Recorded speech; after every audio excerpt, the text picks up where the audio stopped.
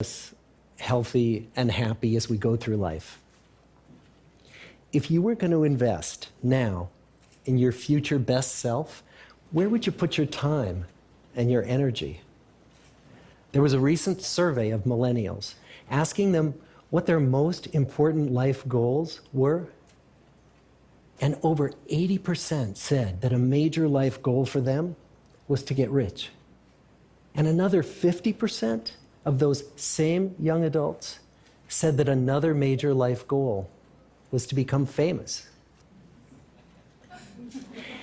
And we're constantly told to lean into work, to push harder and achieve more. We're given the impression that these are the things that we need to go after in order to have a good life. Pictures of entire lives, of the choices that people make and how those choices work out for them, those pictures are almost impossible to get. Most of what we know about human life, we know from asking people to remember the past. And as we know, hindsight is anything but 20/20. We forget vast amounts of what happens to us in life, and sometimes memory is downright creative. But what if we could watch entire lives as they unfold through time? What if we could study people from the time that they were teenagers all the way into old age to see what really keeps people happy and healthy? We did that. The Harvard study of adult development may be the longest study of adult life that's ever been done. For 75 years, we've tracked the lives of 724 men. Year after year, asking about their work, their home lives, their health, and of course, asking all along the way without knowing how their life stories were going to turn out. Studies like this are exceedingly rare. Almost all projects of this kind fall apart within a decade because too many people drop out of the study, or funding for the research dries up, or the researchers get distracted, or they die, and nobody moves the ball further down the field. But through a combination of luck and the persistence of several generations of researchers, this study has survived. About 60 of our original 724 men are still alive, still participating in the study, most of them in their 90s. And we are now beginning to study the more than 2,000 children of these men. And I'm the fourth director of the study. Since 1938, we've tracked the lives of two groups of men. The first group started in the study when they were sophomores at Harvard College. They all finished college during World War II, and then most went off to serve in the war. And the second group that we've followed was a group of boys from Boston's poorest neighborhoods.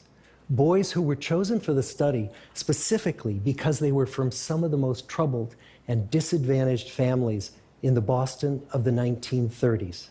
Most lived in tenements, many without hot and cold running water. When they entered the study, all of these teenagers were interviewed, they were given medical exams. We went to their homes and we interviewed their parents. And then these teenagers grew up into adults who entered all walks of life. They became factory workers and lawyers and bricklayers and doctors, one president of the United States. Some developed alcoholism, a few developed schizophrenia. Some climbed the social ladder from the bottom all the way to the very top, and some made that journey in the opposite direction. The founders of this study would never in their wildest dreams have imagined that I would be standing here today, 75 years later, telling you that the study still continues. Every 2 years, our patient and dedicated research staff calls up our men and asks them if we can send them yet one more set of questions about their lives. Many of the inner city Boston men ask us, "Why do you keep wanting to study me? My life just isn't that interesting." The Harvard men never asked that question.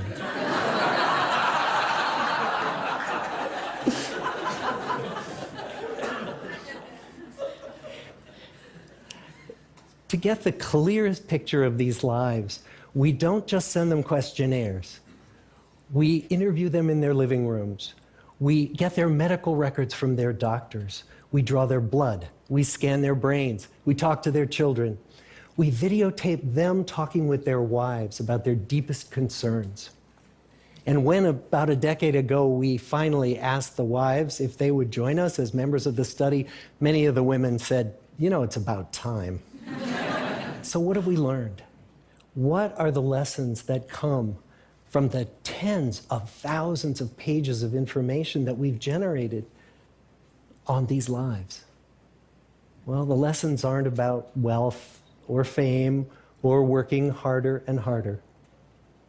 The clearest message that we get from this 75-year study is this: good relationships keep us happier and healthier, period. We've learned 3 big lessons about relationships. The first is that social connections are really good for us and that loneliness kills. It turns out that people who are more socially connected to family, to friends, to community are happier, they're physically healthier, and they live longer than people who are less well connected. And the experience of loneliness turns out to be toxic. People who are more isolated than they want to be from others find that they are less happy, their health declines earlier in midlife, their brain functioning declines sooner, and they live shorter lives than people who are not lonely. And the sad fact is that at any given time, more than 1 in 5 Americans will report that they're lonely. And we know that you can be lonely in a crowd and you can be lonely in a marriage. So the second big lesson that we learned is that it's not just the number of friends you have, and it's not whether or not you're in a committed relationship, but it's the quality of your close relationships that matters. It turns out that living in the midst of conflict is really bad for our health. High conflict marriages, for example, without much affection, turn out to be very bad for our health, perhaps worse than getting divorced. And living in the midst of good, warm relationships is protective. Once we had followed our men all the way into their 80s, we wanted to look back at them at midlife and to see if we could predict who was going to grow into a happy, healthy octogenarian and who wasn't. And when we gathered together everything we knew about them at age 50, it wasn't their middle-aged cholesterol levels that predicted how they were going to grow old. It was how satisfied they were in their relationships. The people who were the most satisfied in their relationships at age 50 were the healthiest at age 80. And good, close relationships seem to buffer us from some of the slings and arrows of getting old.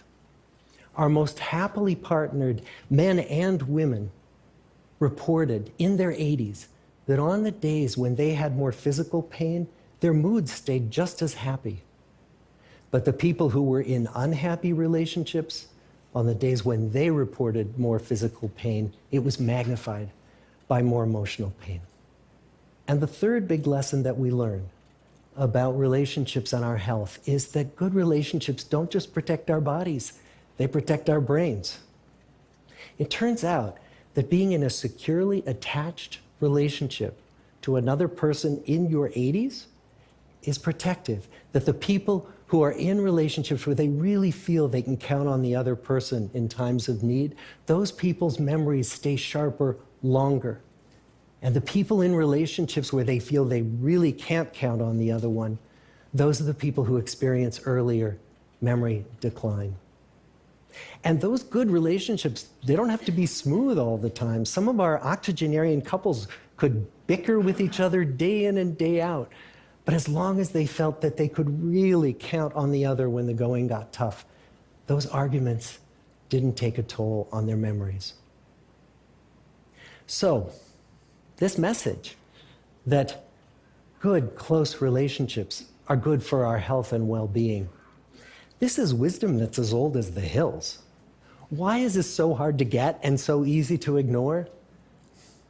Well, we're human. What we'd really like is a quick fix, something we can get that'll make our lives good and keep them that way.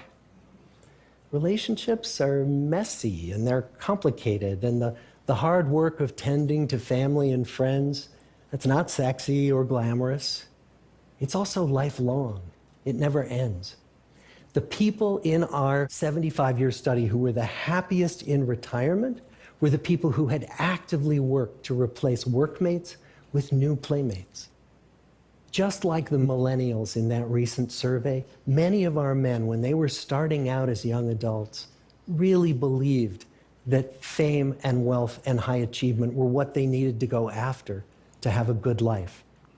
But over and over these 75 years, our study has shown that the people who fared the best were the people who leaned into relationships with family, with friends, with community. So what about you? Let's say you're 25, or you're 40, or you're 60. What might leaning into relationships even look like? Well, the possibilities are practically endless.